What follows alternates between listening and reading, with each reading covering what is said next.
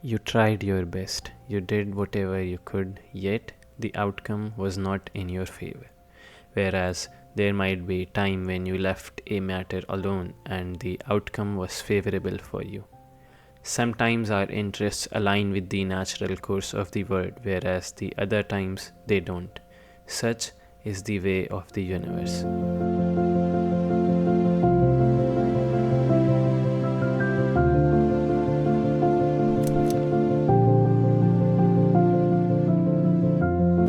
Trying to control the world, I see you won't succeed.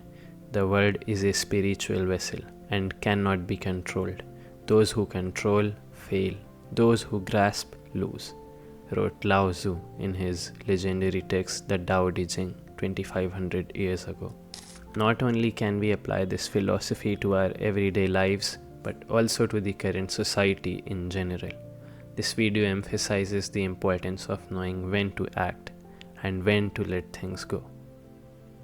Our current society is all about control. We want everything to happen our way. We want to be rich, have the perfect partner, be liked by everyone, and live a life that is free from suffering. But is this really possible? Has anyone ever even achieved this? Even if they have, then for how long? Most of the people belonging to the newer generation are not satisfied with their lives. In fact, Gen Z is considered to be the most mentally struggling generation the world has ever witnessed.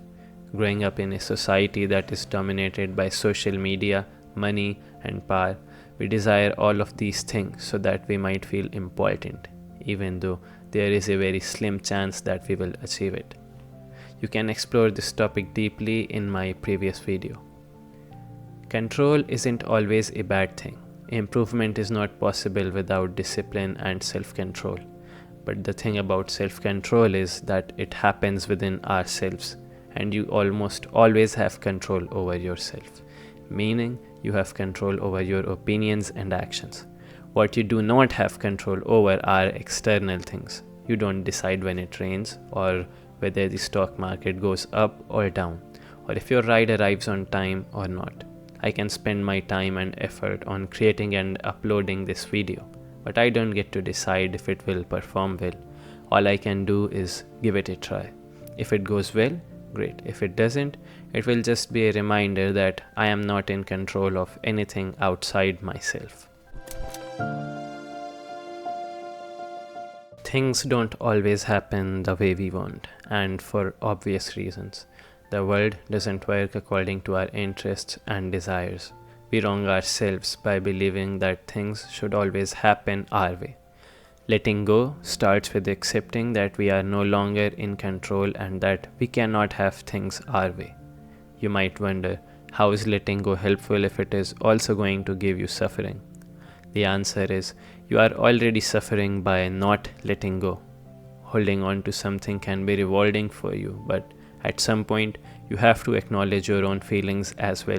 If something is affecting your life and well-being for a long time, it might be a sign that you should let go and accept whatever you are trying to avoid.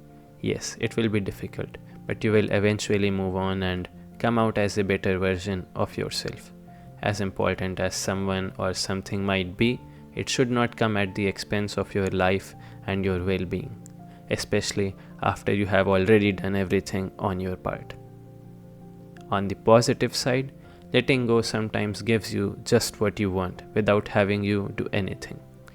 When you let go of something, you allow nature to do its work and let everything come back to the natural order. From our planet's environment to our everyday lives, the function of nature is to heal. Constantly watering and working a plant does not make it grow faster. You have to draw away after doing your work. Let's take a look at an example that is more relatable.